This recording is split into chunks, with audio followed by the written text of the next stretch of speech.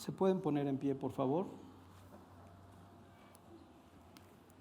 Primera de Timoteo, capítulo 4, versículo 12, y vamos a leerlo hasta el 16 para que tenga mucho más sentido lo que hoy vamos a estudiar. Dice el versículo 12: ninguno tenga en poco tu juventud, sino sé ejemplo de los creyentes en palabra, conducta, amor, espíritu, fe y pureza. Entre tanto que voy, ocúpate en la lectura, la exhortación y la enseñanza. No descuides el don que hay en ti, que te fue dado mediante profecía con la imposición de las manos del presbiterio. Ocúpate en estas cosas, permanece en ellas, para que tu aprovechamiento sea manifiesto a todos. Ten cuidado de ti mismo y de la doctrina. Persiste en ello, pues haciendo esto te salvarás a ti mismo y a los que te oyeren. Se pueden sentar, por favor.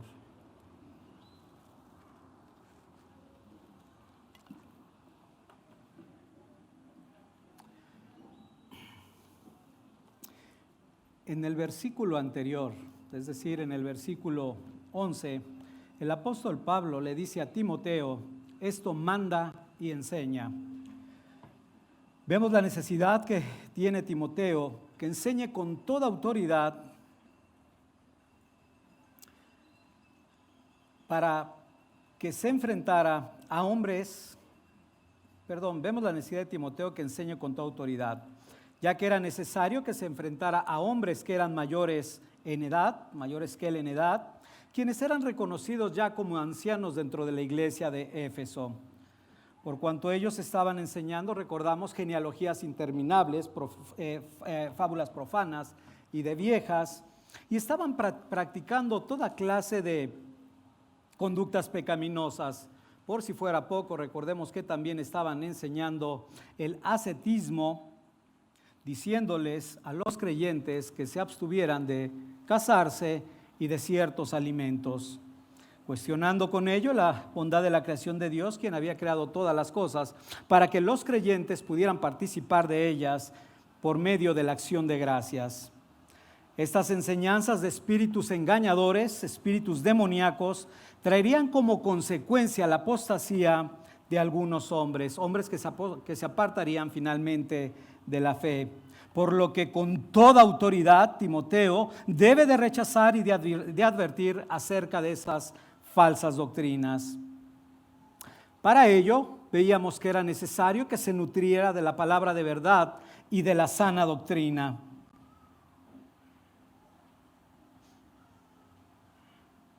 Después de esto, Timoteo debería transmitirla a otros, y si esto era llevado a cabo por Timoteo, entonces él sería un buen ministro del Señor Jesucristo.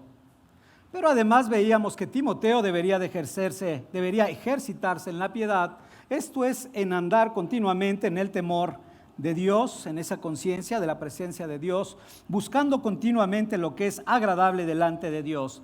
Veíamos que este ejercicio de piedad tiene promesa para esta vida, ya que si andamos bien delante de Dios y delante de los hombres, vamos a tener una mayor comunión, una comunión más plena con el Señor. Pero no solamente eso, sino también andaremos en el camino de la perseverancia de los santos para estar algún día en la presencia eterna del Señor. Esta exhortación no solo es para Timoteo, sino para cada anciano, para cada obispo, para cada pastor y para cada miembro que forma parte de la iglesia.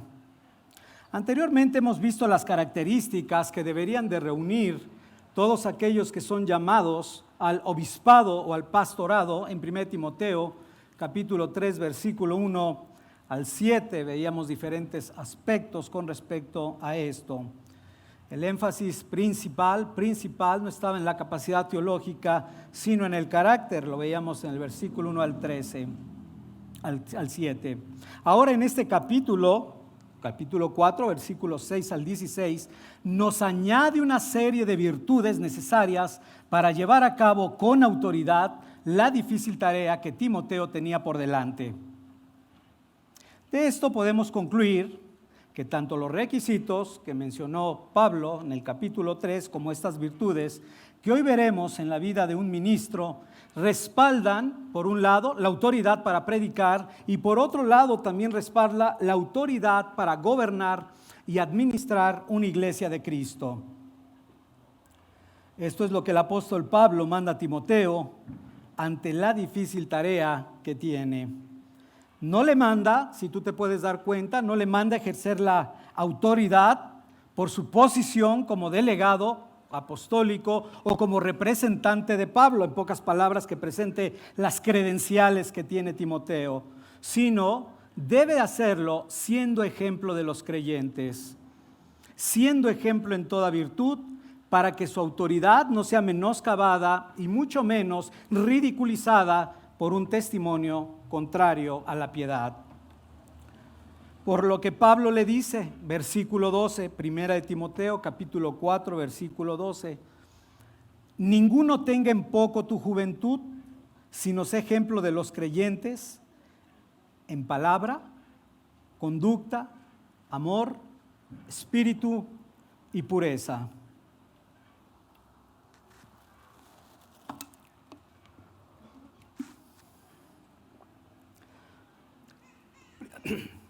Lo primero que podríamos preguntarnos, ¿por qué le dice el apóstol Pablo, ninguno tenga en poco tu juventud? La respuesta es la siguiente. Por un lado, es muy probable que cuando Timoteo se une al equipo apostólico de Pablo, esto fue en el año 51, él tuviera aproximadamente entre 22 y 27 años, de acuerdo a los datos que encontramos en la Escritura. Ahora, en el año 63, donde Pablo está escribiendo esta epístola junto con segunda de Timoteo y Tito, ya estamos en el año 63, lo cual implica que en este tiempo Timoteo ya debería de tener aproximadamente entre 34 y 39 años. Ahora, es evidente que el contexto cultural que se vivía en aquella época influenciaba. Esto es, la cultura griega consideraba todavía un hombre joven a alguien que fuera menor de 40 años, hasta los 40 años. Eso era una de las razones por las cuales Pablo sabía cuál era el contexto que se iba a enfrentar Timoteo. Sin embargo, no era el único contexto. Hay otro que debemos de considerar y que es muy importante. Imagínate, muchos de aquellos ancianos, hombres mayores que él, quizás veían a este hombre, hombre, porque para nosotros 34 o 40 no es tan joven, pero este hombre lo veían quizás con cierto menosprecio para el nivel que tenía, para la posición como delegado apostólico, de tal manera que quizás lo estaban menospreciando por ello. Lo que implicaba entonces que él, en esa posición que Dios le había permitido a Timoteo, tenía autoridad sobre todos, no solamente sobre los miembros, sino por todos los pastores y obispos que había en las diferentes iglesias, tanto de Éfeso como de Asia Menor. Y en muchos de los casos, estos ancianos que ya estaban en las iglesias eran mayor que Timoteo, entre 10 y 40 años. Así que cuando él exhortara y enseñara, no debería haber ningún impedimento para que estas personas pudieran recibir y escuchar lo que Timoteo traía que decirles. La sabiduría no se debe de medir por nuestros años. Esto lo podemos ver inclusive en la misma vida del Señor Jesucristo. Ahora sí podría decir entre paréntesis, por supuesto que la madurez en muchos casos puede ser de ayuda. Y por eso hay también textos que nos marcan que las canas tienen experiencia que pueden edificar y bendecir a los más jóvenes. Sin embargo, en el contexto que estamos hablando, sí tenemos que ver que no depende de la edad la sabiduría. Decía yo, un ejemplo muy claro con respecto a esto es el Señor Jesucristo. Esto lo podemos ver en todo su esplendor en su vida. En Lucas capítulo 2, versículo 52, dice el texto, lo cito, y Jesús crecía en sabiduría y en estatura y en gracia para con Dios y para con los hombres. Recordemos rápidamente que el contexto es que el Señor Jesucristo tenía 12 años, se había separado por un tiempo de sus padres, llegó a la sinagoga, estuvo con los doctores de la ley y dice que ellos quedaron sorprendidos ante la sabiduría del Señor. Decían que respondía con inteligencia, con gran inteligencia y sabiduría. Pero lo interesante, a pesar de que era tan corta edad, lo que vemos en el Señor, no solo vemos la enseñanza que se ve reflejada en las respuestas que da a los doctores de la ley, sino que más adelante, lo que Pablo está hablando en este contexto, habla de la piedad del Señor Jesucristo, al decir que descendió con sus padres sujetándose a ellos. Entonces la edad no tiene nada que ver con la sabiduría. Es muy posible que Pablo quisiera también, por medio de este pasaje, anticiparse a los obstáculos que ya había experimentado en otra ocasión el mismo Pablo y Timoteo. Esto es, en la iglesia de los Corintios. Pablo había enviado a Timoteo también para que llevara instrucción y disciplina en esa iglesia. Recordemos que ya había también muchos conflictos que resolver. Por un lado, aquellos líderes que estaban dividiendo a la iglesia, tomando en mayor estima cada uno al mejor maestro, de acuerdo al criterio personal de cada uno. Por otro lado, estaba el conflicto de 1 Corintios 5, donde estaba el hombre que había cometido incesto con la esposa de su padre, con la mujer de su padre. Y todos esos conflictos Timoteo debería ir a instruir y a disciplinar. Aspectos que ahora entonces Pablo estaba de alguna manera observando, parecidos ahora aquí. En el mismo contexto de los Corintios, cuando manda la carta, el apóstol Pablo le llevaba aproximadamente a Timoteo 30 años.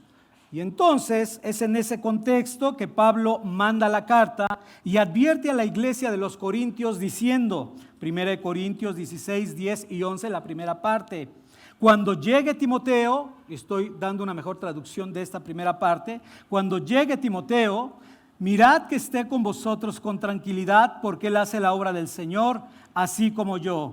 Por tanto, nadie le tenga en poco.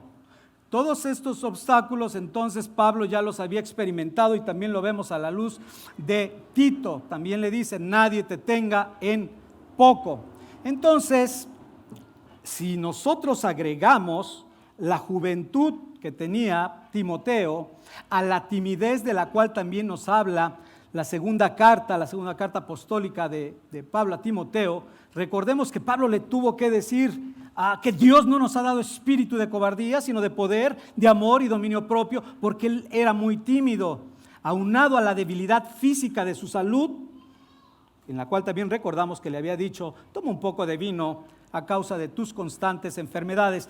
Entonces todo esto se combina para ver a un débil hombre, y por eso era necesario la exhortación del apóstol Pablo. Ahora, en medio de los problemas de la iglesia de Éfeso, Pablo tiene preocupaciones similares y la manera en que deberá contrarrestar el menosprecio de la juventud de Timoteo es siendo ejemplo de los creyentes. Esto será por medio de una vida que se ejercita en la piedad, como lo habíamos estudiado en la ocasión anterior, y también por medio de una enseñanza sana. Con esto entonces Timoteo va a gozar de un respeto por parte de los hermanos de la iglesia. Ahora, decíamos, esto no solamente tiene aplicación para un ministro de la iglesia, sino para cada uno de los miembros de ella. ¿Por qué? Recordemos que en la medida que cada uno de nosotros se esfuerce por ser un ejemplo para otros creyentes, no solamente vamos a ganar el respeto de ellos, sino que vamos a ayudarles a que ellos mismos crezcan y sean fortalecidos en su propia madurez espiritual. Así que es muy importante lo que vamos a ver, no solamente para los ministros, sino para cada uno de los que forman parte de la iglesia de Dios. Es necesario que nuestra vida testifique lo que predicamos, y lo que predicamos nosotros es la verdad de Dios que nos ha sido confiada. y nos ha sido confiada porque ya lo habíamos estudiado, que como iglesia del Dios viviente somos columna y baluarte de la verdad. Entonces debemos de testificar esa verdad. Ciertamente la mayor responsabilidad, como lo hemos dicho, va a caer sobre el ministro del Evangelio, quienes en primer lugar debemos de esforzarnos a vivir íntegramente los caminos del Señor. Cuando esto sucede, entonces los creyentes van a desear realmente imitar esa conducta. Y esto lo vemos a lo largo de diferentes pasajes en el Nuevo Testamento. Ese deseo por varios de los hermanos que escribieron las epístolas del Nuevo Testamento, el anhelo y el deseo de que nosotros podamos observar e imitar ese tipo de conductas. Por ejemplo, en el caso del autor de Hebreos, en el capítulo 13, versículo 7, les anima diciendo: acordaos de vuestros pastores que os hablaron la palabra de Dios. Considerad cuál haya sido el resultado de su conducta e imitad su fe. Pero no solamente el autor de Hebreos, Pablo también le dice a los filipenses una y otra vez, Filipenses 3:17, hermanos, sed imitadores de mí y mirad a los que así se conducen, según el ejemplo que tenéis en nosotros. El apóstol Pedro, con el mismo sentir, dice, no como teniendo señorío sobre los que están a vuestro cuidado. Y el contexto de lo que habla Pedro, recordemos, es que está diciendo que debemos de apacentar la grey de Dios. Me gustaría que lo leyéramos. Primero de Pedro, capítulo 5, versículo 1 al versículo 3, para ver todo el contexto donde Pablo está animando a que imitemos la conducta de los líderes. Dice, ruego a los ancianos que están entre vosotros, yo anciano también con ellos y testigo de los padecimientos de Cristo, que soy también participante de la gloria que será revelada. Apacentad la grey de Dios que está entre vosotros, cuidando de ella, no por fuerza, sino voluntariamente, no por ganancia deshonesta, sino con ánimo pronto. Y ahora sí, el versículo que nos lleva a imitar esta conducta. No como teniendo señorío sobre los que están a vuestro cuidado, sino siendo ejemplos de la grey. Así que es algo que está en el corazón de Dios. Primeramente, el desarrollar un carácter más como el de Cristo, un corazón más como el de Cristo, una conducta más como el de Cristo, para que pueda ser imitada por la grey de Dios. Aquí yo nada más diría qué gran responsabilidad una vez más vemos en los pastores. Qué gran responsabilidad. Hemos hablado entonces que debemos ser ejemplo de los creyentes. La pregunta es, ¿cómo podemos ser ejemplo de los creyentes? Pablo responde a esta pregunta diciendo en palabra, en conducta, en amor, en espíritu, en fe y en pureza. Y ahora vamos a ver estos 6 aspectos que son sumamente importantes para poder nosotros seguir creciendo a la imagen de Cristo.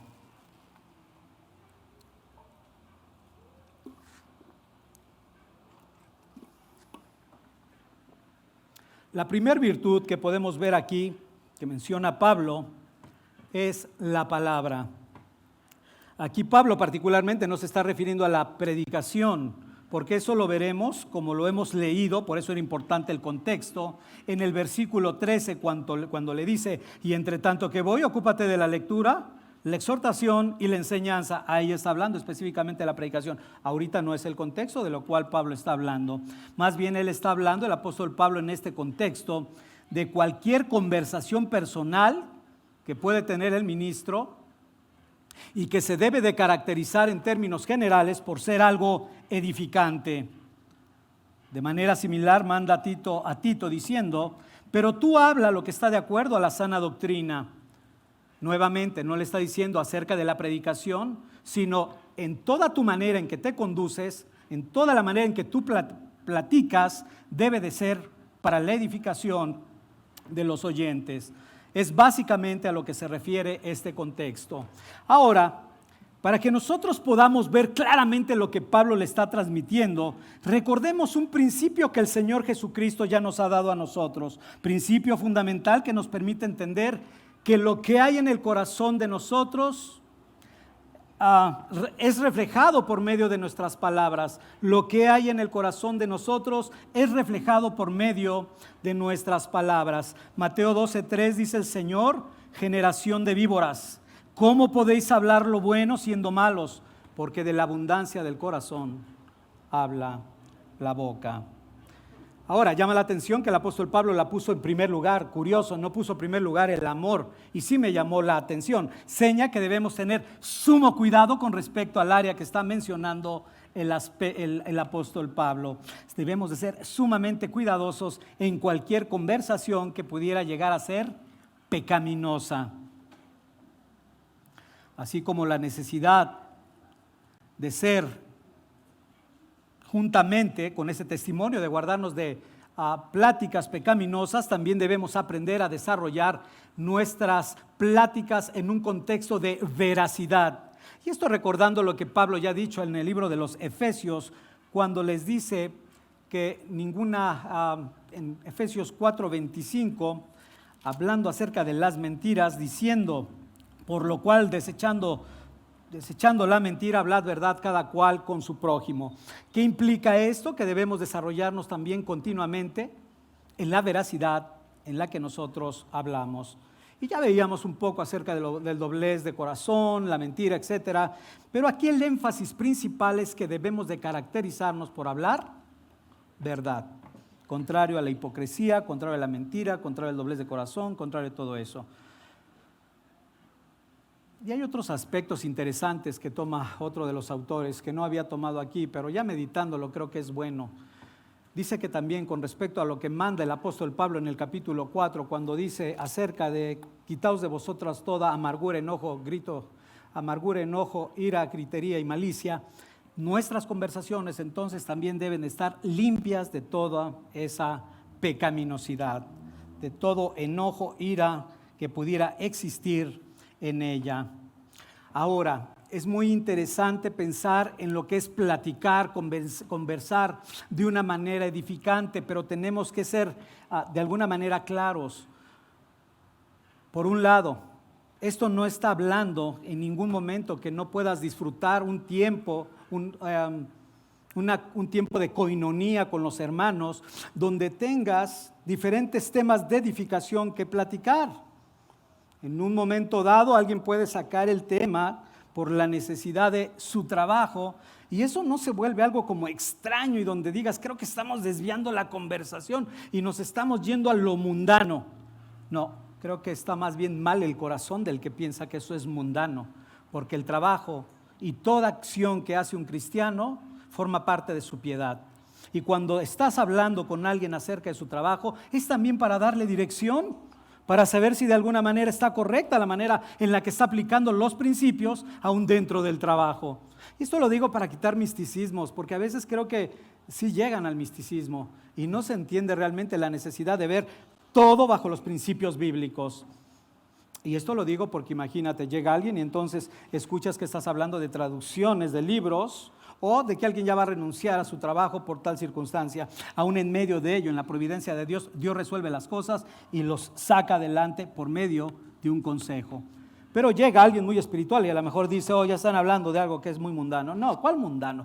Mundano tienes el corazón. Eso no es mundano, es algo donde necesitas conocer la necesidad específica también de la persona.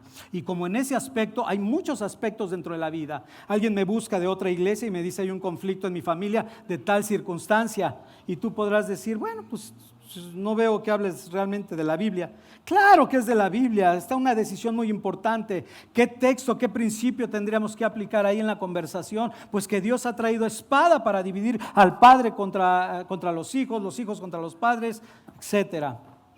Y así entonces debemos aprender a entender, a discernir qué es verdaderamente algo que edifica y qué realmente es algo que es vano, para que podamos tener libertad en nuestra conciencia.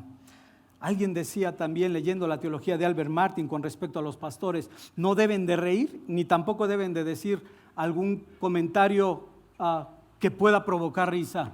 Eso no dice Albert Martin. Albert Martin dice que por lo contrario debemos aprender a tener esa posibilidad de reír y quitarnos toda muralla que nos haga tener una apariencia diferente a la que realmente hay en el corazón. Eso es lo que nosotros debemos hacer. O sea, podemos con libertad reír. Se habla de que Spurgeon tenía muy buen humor y otros grandes hombres de Dios. Entonces hay que nada más puntualizar la manera en que nosotros podamos entender esto. Obviamente ya hay cosas morales, pecaminosas, y esas no tiene problema para que las deseches.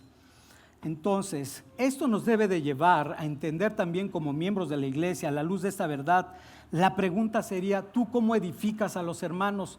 ¿Cómo es que tú utilizas tu palabra para poder bendecir? Y no solo a los hermanos, realmente ponte a pensar, tienes un punto de influencia en tu trabajo, tienes un punto de influencia en tu escuela, ¿cómo utilizas tus conversaciones para poder ser de bendición para ellos? Quisiera darte un ejemplo, porque a raíz de esto yo te decía, realmente va cambiando tu manera de pensar en muchas áreas, porque nuestra manera de hablar a veces nos lleva a pecar. Y en función a eso, meditando la importancia de las palabras y tratando de aplicar lo que estamos hablando, recordemos que el libro de Proverbios nos da muchas instrucciones con respecto a ella, la manera en que nosotros debemos hablar. Uno de los versículos que a mí me gusta o me gustó mucho, lo encontramos en Proverbios 18:13, pero voy a leerlo en la versión de las Américas, la Biblia de las Américas. Dice el texto: el que responde antes de escuchar cosecha necedad y vergüenza. Proverbios 18:13. Y ve qué interesante trae todo esto para que aprendamos a tener conversaciones más edificantes. Número uno, ¿qué quiere decir esto? Quiere decir que debemos aprender a escuchar, pero debemos aprender a escuchar y recibir la mayor cantidad de información posible para que podamos dar lo mejor posible, algún comentario que edifique o consejo que pudieran pedirte. Para esto entonces será necesario no solamente escuchar, sino depende de la plática, volver a escuchar y retomar aspectos específicos. Pero si la necesidad es más amplia y la circunstancia no solo aplica para una persona, sino para dos, entonces era necesario no solamente escuchar una persona. Nos vamos a un segundo principio. Justo parece, por ejemplo, el que aboga por su causa, pero viene su adversario y le descubre. Entonces tengo que mandar a llamar a otra persona y escuchar las dos partes. ¿Por qué? Aún en el medio tribunal dicen que un juicio no es juicio si no se escucha, los que son abogados, a las dos partes. Ahora vete a lo espiritual.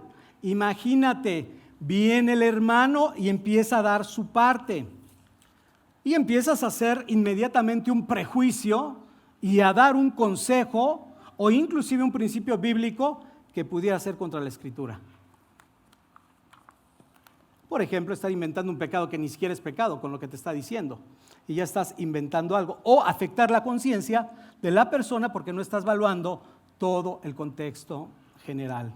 Entonces sí es muy importante que nosotros aprendamos a escuchar y después de eso a hablar. Ahora créemelo, yo cuando estoy escuchando a alguien y tengo la tentación de interrumpir, qué necedad de parte mía. ¿Sí me explico? Inmediatamente te acuerdas y dices, no. Pues por eso dice que en las muchas palabras no falta pecado. ¿Por qué? Porque estás tratando de meterte en los terrenos del omnisciente. O sea, ¿cómo vas a saber tú lo que va a terminar de hablar si no eres Dios? Deja que termine de hablar y entonces podrás emitir algún tipo de consejo o de opinión. Algo similar pasó meditando en este proverbio cuando los fariseos quisieron inculpar o culpar al Señor Jesucristo de quebrantar el día de reposo, ¿recuerdas? Por no haber indagado correctamente. El Señor les dijo, juzgad a ellos con justo juicio y no según las apariencias.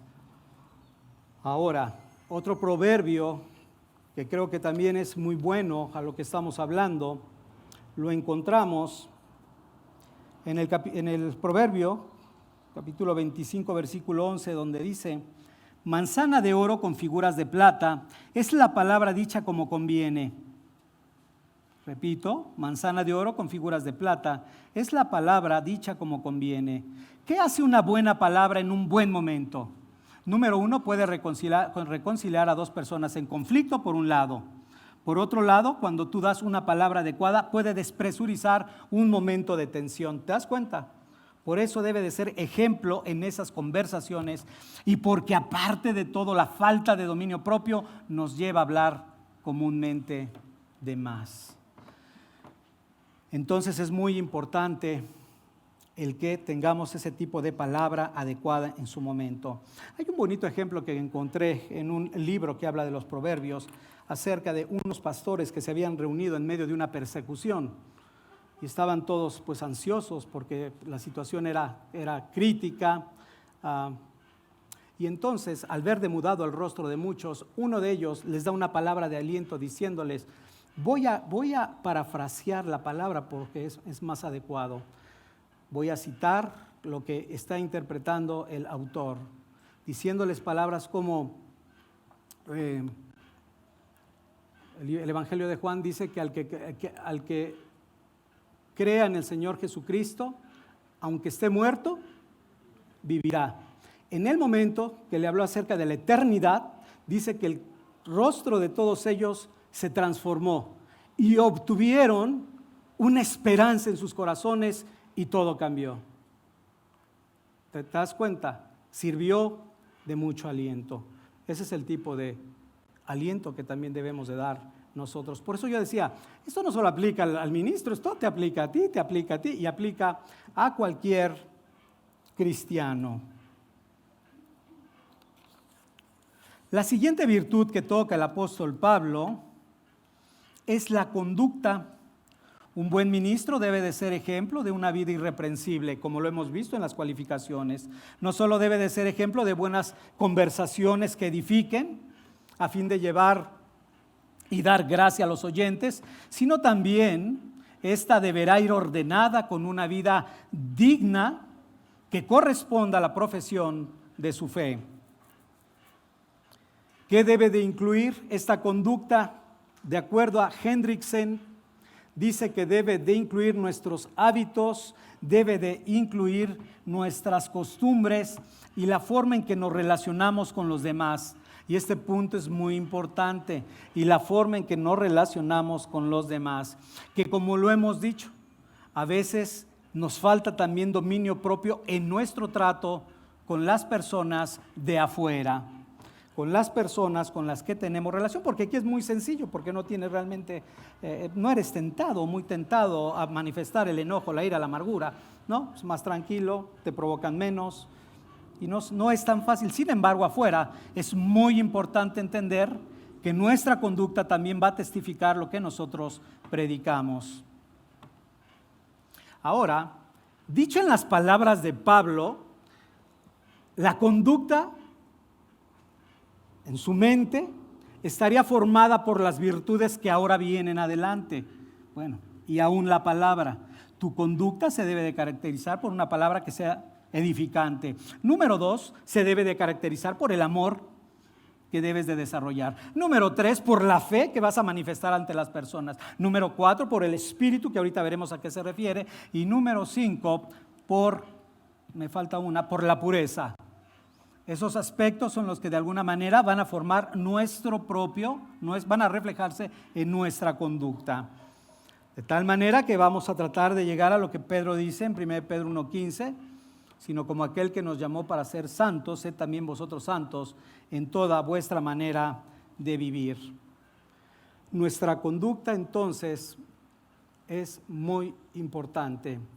Ahora yo decía, ¿cómo podríamos exhortar aquí para tratar de aplicar un poquito la conducta, viendo que el Señor está obrando en gracia para salvar a nuestros hijos? Entonces yo pensaba, estamos hablando de conducta, estamos hablando de la manera que se deben de conducir, la manera que deben de hablar. Entonces pensaba en Efesios capítulo 6, versículo 1, donde vemos la manera en que un niño, un joven, se debe de conducir para con sus padres. ¿Qué conducta debo de tener? Pablo le dice a los de Éfeso en el capítulo 6, versículo 1, hijos, obedeced en el Señor a vuestros padres, porque esto es justo. Honra a tu padre y a tu madre, que es el primer mandamiento con promesa, para que te vaya bien y seas de larga vida sobre la tierra. Esto aplicaría también a las recompensas que hablábamos acerca de la ley. Pero también aquí aplica en algo interesante. ¿Cómo puedo yo entonces honrar a mi padre y a mi madre? Pues obedeciéndoles, sometiéndome, ¿verdad?, a sus instrucciones. Y meditando en ello yo decía, pero ¿cómo le digo a un niño, oye, cómo debes de ejercer tu sumisión para con tus padres? Y entonces me acordaba de aquel centurión que fue exaltado por la fe en cuanto aquel decía que no era digno que el Señor Jesucristo posara en su casa, porque él era un hombre también sujeto a autoridad. Y decía, este ve y va, este ven y viene, y al otro hace esto y lo hace. Pero no pensaba en el centurión, pensaba en los criados y en los soldados. La manera en que ellos obedecían era inmediata. Ven y viene, ve y vas, haz esto y lo hace. De esa manera, cada uno de los hijos deberían de obedecer a sus padres, con esa prontitud con que le hicieron los soldados y aun los criados de este centurión. La tercera virtud, que obviamente es una de las más importantes, el amor. Recordemos que el amor es el cumplimiento de la ley de acuerdo a Romanos.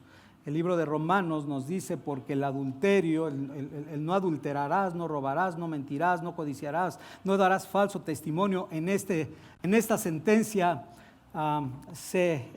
¿cómo se dice? En esta sentencia se define, amarás al Señor tu Dios, amarás a tu semejante como a ti mismo.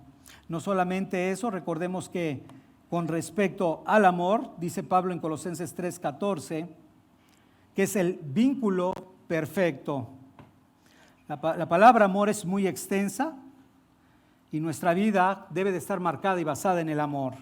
Ahora, si algunos podrían ver quizás algún tipo o algunas virtudes en nosotros, pero como dice Primera de Corintios 13, pero si no ven amor en nosotros, entonces nosotros vamos a ser como ese metal que resuena o como ese címbalo que retiñe, huecos nada más.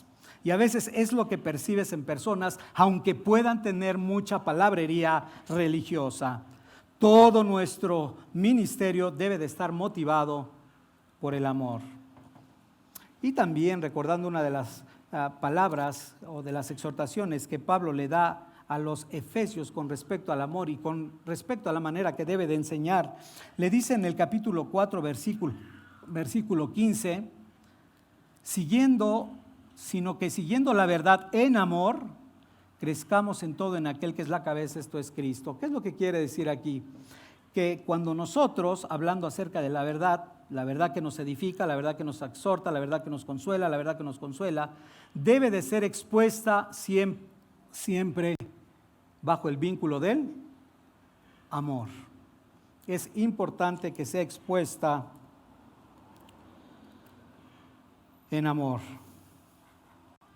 Inclusive, cuando nosotros pensamos en la disciplina que se ejerce dentro de la iglesia, por supuesto que está motivada por amor, está motivada por amor a Dios, está motivada por amor a la iglesia y está motivada por el amor de la restauración que esperamos en nuestros hermanos. No por nada en Hebreos capítulo 12, versículo 6, así lo dice el Señor. Dios al que ama, disciplina, al que ama. Ahora, ¿cómo puedo ver reflejado el amor de manera más práctica y sencilla? Cuando reflejamos la misericordia de Dios, cuando reflejamos la paciencia, la benignidad, cuando perdonamos las ofensas los unos a los otros, cuando llevamos y ejercitamos la gentileza, y no solamente con la iglesia de Cristo, también para con los de afuera, también para los que se oponen. Pablo le dice a Timoteo con respecto a ellos, con respecto a los que se oponen en la segunda epístola a Timoteo, segunda de Timoteo 2:24 dice: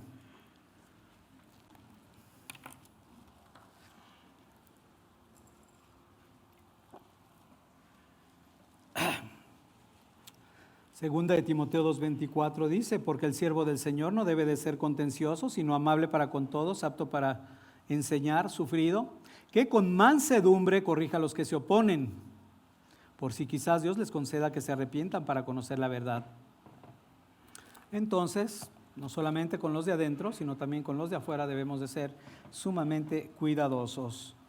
Cuando nosotros predicamos el Evangelio y no nos reciben, pues no debemos de ser como los hijos del rayo, ¿verdad? Como Jacobo y Juan. No debemos decirle, Señor, ¿quieres que descienda fuego del cielo? Y es en un contexto donde no le recibieron, al Señor no le quisieron recibir. Pero otros se pueden sentir ofendidos porque no le recibieron, porque menospreciaron la palabra, etc. Llegará el momento donde bíblicamente se aplica que uno debe de sacudirse las sandalias de los pies, pero eso tiene que ser también muy orado y meditado para poder llegar a eso. Pero mientras no debemos de caer en esa falta de amor. ¿O qué decir de la falta de misericordia y compasión que también tuvo Jonás? Jonás, quien se puso también muy severo con respecto a la misericordia y compasión que el Señor quería reflejar para con, como él dice, 120,000 que no saben discernir entre su derecha y su izquierda. Todo esto nos permite ver que el corazón de Dios realmente es mostrar la verdad a todos los hombres y mostrarlo de una manera correcta, con una motivación correcta.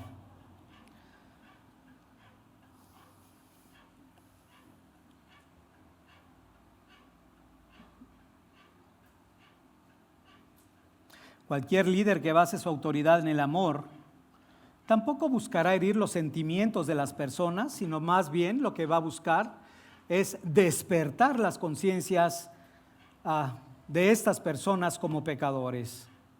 Por lo tanto, la instrucción aquí del apóstol Pablo a Timoteo es hacer del amor su objetivo si quiere ser un buen ejemplo de autoridad. La cuarta virtud de la cual nos habla el apóstol Pablo es la palabra fe, o la virtud de la fe. Sabemos que la fe no es algo que podamos ver tan fácilmente, es algo que permanece oculto y solamente nos va a servir de ejemplo por medio de los frutos. La fe no se puede ver a simple vista, sino solamente la podemos observar o ver de una manera visible por medio de los frutos. Y dos aspectos donde nosotros podemos ver esos frutos son, en primer lugar, la fe de todo creyente, de acuerdo a Pablo, tanto en Efesios como en Colosenses, se va a manifestar en el amor y en el servicio a los santos, marca que debe de caracterizar a todo verdadero creyente. Así lo dice en el capítulo 1 de Efesios y en Colosenses 1:4. Pero en segundo lugar, que está más enfocada a lo que Pablo viene hablando, veremos el fruto de la fe cuando primeramente se tiene la palabra en alta estima, confiamos en ella. Evidentemente el ministro se debe de esforzar en mostrar esa confianza en la medida de la posibilidad más plena en ella. Y entonces cuando nosotros podemos transmitir, una vez que la puedan ver reflejada en nuestras propias vidas, la podemos transmitir esa misma confianza a los hermanos cuando hablamos, ese principio para consolar, ese principio para exhortar o para animar por medio de la palabra. Si ellos lo pueden percibir en nuestra propia vida, entonces va a tener efecto también en nuestros hermanos. Si te das cuenta por qué el ejercicio de cada una de estas virtudes son importantes para que tengas autoridad cada que apliques cualquiera de estas virtudes.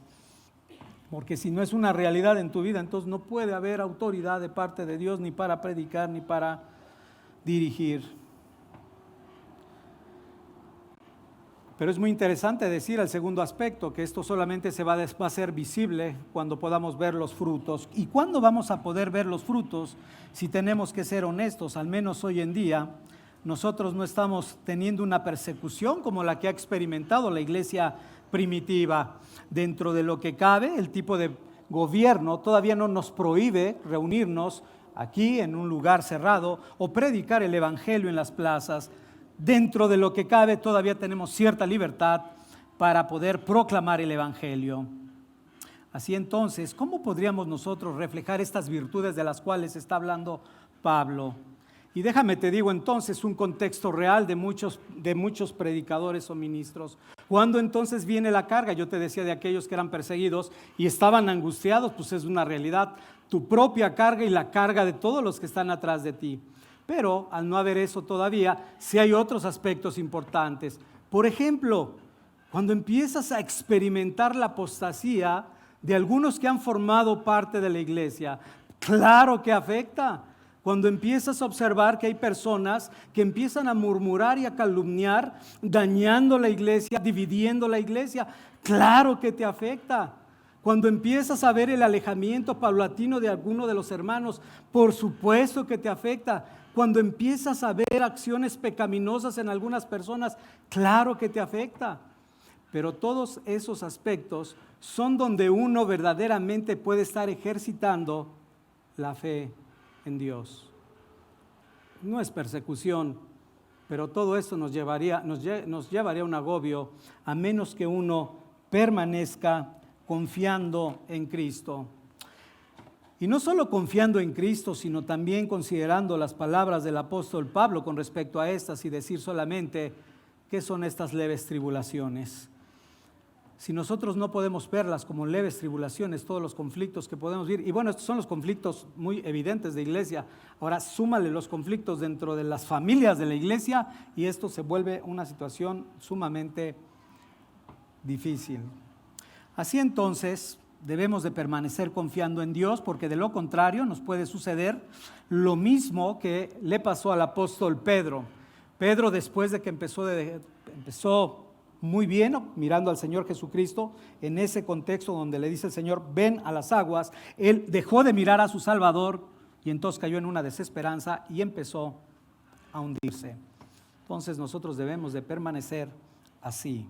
Ahora, por eso decía, y en la medida que pueda verse reflejado en nosotros, la Grey va a poder tener también más confianza en la palabra. Y esto puede aplicarse también cuando vienen conflictos con tu cónyuge, el cónyuge inconverso. Ahí es el momento de poder ejercitar entonces tu fe en el Señor Jesucristo. Es el momento donde podemos abrazar las promesas en medio de tales circunstancias.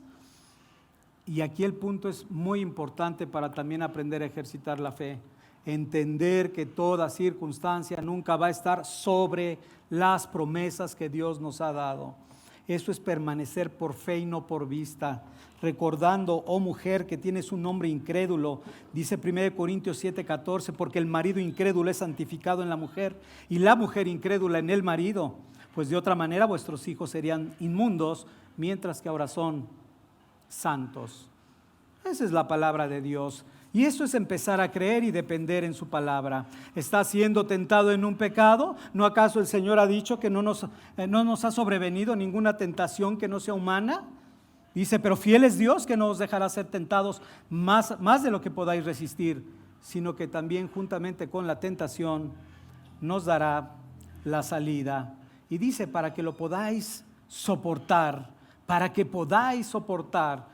No hay una sola aflicción que está sobre las promesas de Dios. No solamente eso, problemas económicos, problemas financieros, problemas donde tengo que tomar una decisión importante en mi vida. Y es triste, pero a veces no saben cómo tomar una decisión en su vida.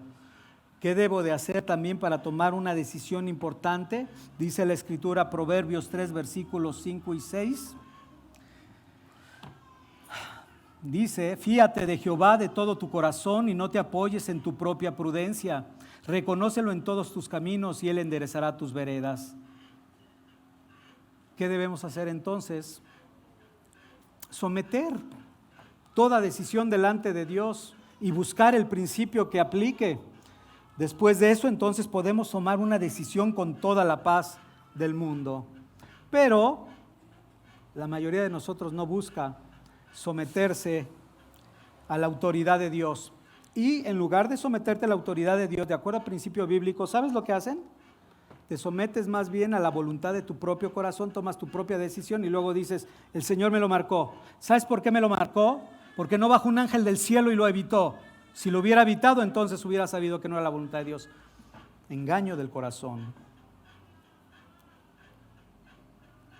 Así que entonces debemos de aprender a someter todo absolutamente a Dios y Él va a enderezar nuestras veredas. Así como le reveló a Moisés con respecto a aquel egipcio lo que debería de hacer, así nos lo va a revelar también a nosotros. Y recordemos lo que veíamos hoy en Levítico 27.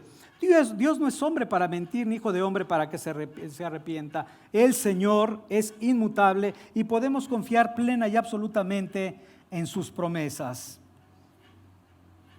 Pero hay un punto interesante que quiero tomar de las palabras de Charles Bridges. Dice Charles Bridges con respecto al tema de la fe. Primero dice, son 3 aspectos importantes para el ministerio.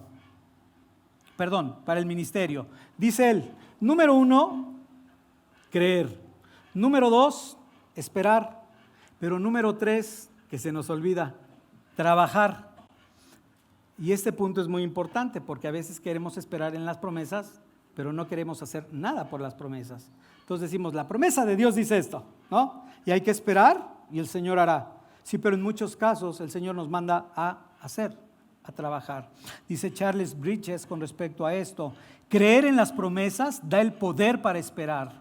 Dice, y esperar nos da la fuerza para obrar, dicho de otra manera, para trabajar, para hacer lo que nos corresponda a cada uno de nosotros. Sí deseo que mis hijos sean convertidos, ¿va?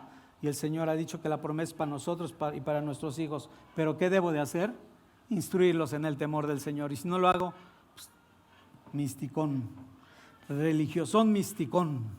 Realmente no estás haciendo nada por trabajar por Él. Eso es solo un pequeño ejemplo para llevarlo a cabo en todos los aspectos. Ahora, entonces, es muy importante el ejercicio de nuestra fe y como resultado va a traer más autoridad en la predicación. La siguiente virtud que menciona Pablo y de la cual muchos autores ni siquiera lo mencionan, pero creo que vale la pena porque hay algo interesante que tomar de aquí. Es el espíritu. Juan Calvino dice que se refiere básicamente al celo de Dios. Y de hecho no profundiza mucho. Se refiere al celo de Dios o una virtud muy particular que deben de tener los pastores, son ministros, con respecto a ese fervoroso deseo del reino de Dios. Pero creo que se resume mejor como un celo de Dios. Ahora, tratando de meditar en lo que dice Juan Calvino con ese espíritu del cual está hablando y hablando de un espíritu fervoroso para que a su vez tú puedas transmitir ese fervor a toda la grey, puedo yo recordar al Señor Jesucristo, quien estaba con un espíritu, ¿verdad? Fervoroso, bueno, no fervoroso, pero su espíritu dice que enardecía a causa de ver su casa como cueva de ladrones, dice en el libro de Lucas, y en el libro de Juan dice que su espíritu estaba enardecido porque habían hecho de su casa de mercado. O qué decir del apóstol Pablo cuando se encontraba en Atenas, recuerda, dice que su espíritu enardecía al ver a la ciudad entregada a la idolatría. Ahora, yo lo que tomaría de aquí creo que sería algo interesante. Habla de un celo santo por las cosas de Dios. Eso sí creo que es bueno. No estoy pensando en lo que decíamos de un celo como el que tenían los Boanerges, que decían que descienda fuego, pero sí un espíritu que me lleve a más por las cosas de Dios. En pocas palabras, un celo con ciencia, un celo con conocimiento, un celo con el deseo de ver extender continuamente el reino de los cielos. Un celo por mayor santidad por su iglesia, un celo por mayor santidad en tu propia vida. Creo que esto es lo que podemos tomar de esta virtud. Finalmente, la última virtud de la cual habla el apóstol Pablo, la pureza.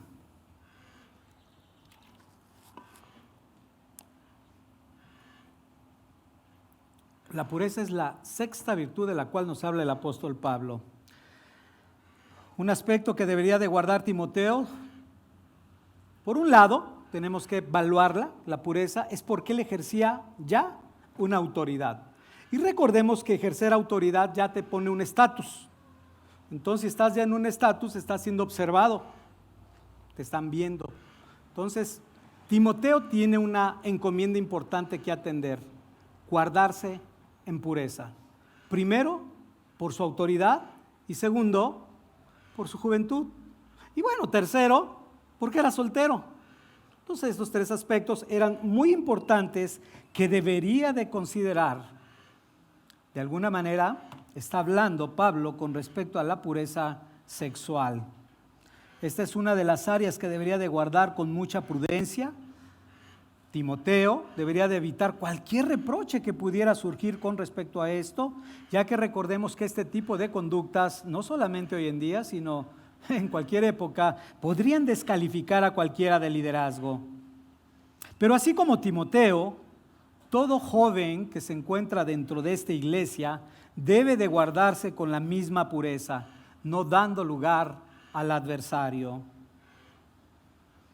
Ahora digo joven, realmente este pecado debemos de guardarnos absolutamente todos. También meditando un poquito con respecto a esto y la manera que debemos aplicarlo por la gracia de Dios en un lugar donde hay muchas familias que vienen con sus hijos y que están expuestos a la verdad del Evangelio, debemos de también tomar este tipo de advertencias para nuestros propios hijos. Oye, ¿qué quieres decir con esto? Quiero decir que debemos aprender también a desarrollarles a ellos el cuidado de sus propios cuerpos, desde que son pequeños, su pudor, que lo guarden, que lo cuiden. Así cuando sean grandes va a ser algo sumamente natural.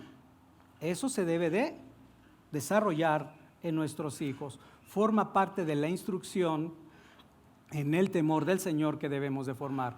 Pero esto incluye también al padre y a la madre, porque si el padre o la madre no tiene el cuidado de cuidar su cuerpo y dice, pues es mi hijo, no es mi hija, etcétera, estás haciendo algo incorrecto. Le estás mostrando que hay algo que puede hacerse con más libertad, lo cual es contrario al cuidar con más diligencia nuestros cuerpos. Así que si esto lo hacemos desde pequeños, cuando ellos crezcan va a ser algo sumamente natural. Por eso, aun cuando los cambien, que vayan desde pequeñitos viendo que es en secreto, donde nadie vea su sexo. Ser cuidadosos de ello. El apóstol Pablo ya nos ha sugerido que los ancianos y diáconos preferentemente deben de estar casados, deben de guardarse irreprensiblemente en sus matrimonios, en la fidelidad conyugal, para evitar que sean tentados por Satanás. En esta área ninguno de los que estamos aquí, como lo decía, podemos ser tan simples, y obviamente estoy hablando de mí mismo, ser tan simples y decir, no, yo creo que esto a mí no me va a suceder, esto es antibíblico, no es cierto. Por supuesto que a la luz de la Escritura puede suceder, como lo hemos visto a lo largo de la Escritura y a lo largo de la historia. Por un lado, recordemos al hombre más piadoso David, al hombre más sabio Salomón y al hombre más fuerte Sansón. Todos cayeron en este pecado de inmoralidad sexual. Así que nadie hay mayor que estos, debemos de ser cuidadosos. No sé si aquí comenté algún día, me preguntan, oye, ¿cómo ves si debemos permitir que una persona de 70 años vaya con una persona de 50? Platicando con otro hermano que es pastor. Fíjate lo que estamos cuidando, 70 años diría alguien, oye, pues ya está viejita, ¿no? Ya no creo que hay tanto problema. No, si es algo esporádico, la persona se sienta atrás, podría hacerlo por la necesidad laboral que tiene la persona. Si te das cuenta, lo que estoy transmitiéndote es el grado de pureza que debemos de buscar dentro de la iglesia. No decir, no pasa nada, es una señora de 70 años, ya, no, olvídate. No pasa nada. Y el otro menos, no creo que se fije. No. Engañoso y perverso es el corazón más que todas las cosas. Así que vamos simplemente a ser prudentes y temerosos de Dios. Dice el autor de Hebreos también. Por tanto, es necesario que con más diligencia atendamos las cosas que hemos oído, no sea que también nosotros nos deslicemos. Hasta aquí, por eso yo te decía, no me iba a dar tiempo a entrar al versículo 13, que también está sumamente interesante, pero si podemos abrazar y ejercitarnos en la piedad, en estas 6 virtudes que hemos visto, creo que hemos avanzado lo suficiente. Podemos ejercitarnos en la piedad, y yo te decía, esto va a traer resultado no solamente en mi vida para poder hablar con autoridad, para poder gobernar con autoridad una iglesia, sino para cada uno de ustedes, para cuando estén compartiendo el evangelio y aún cuando estés instruyendo a otro hermano en algún aspecto de su vida, te va a dar autoridad para decirle, hermano, esto es lo más correcto. Y el hermano se va a someter al consejo. Finalmente, algunos podrán decir, ¿quién podrá vivir con tal integridad? Eso es muy exagerado.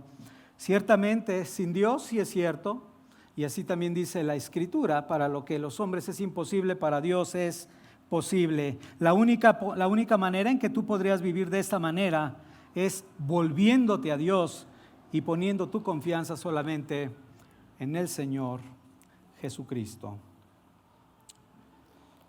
Vamos a pasar a la Santa Cena.